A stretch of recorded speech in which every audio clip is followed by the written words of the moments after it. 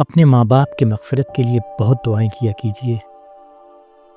قرآن کے اندر ابراہیم علیہ السلام کے سلسلے سے ایک دعا درج ہے جو اپنی مغفرت، مرحوم والدین کی مغفرت اور امت کی مغفرت کے لیے بہت پڑھی جاتی ہے۔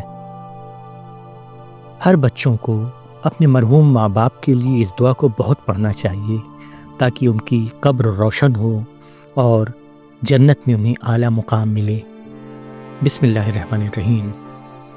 ربنا اغفر لی ولوالدی وللمؤمنین یوم یقوم الحساب۔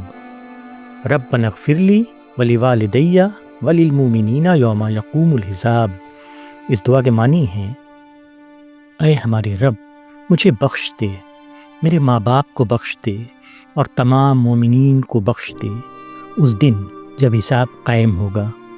یہ دعا ہماری بھی مغفرت کراتی ہے، ہمارے ماں باپ کی بھی مغفرت کراتی ہے اور امت مسلمہ کی بھی مغفرت کراتی ہے۔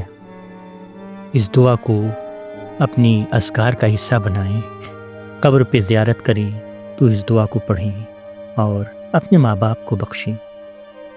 اللہ ہمیں اور آپ کو نیک عمل کرنے کی توفیق دے، آمین۔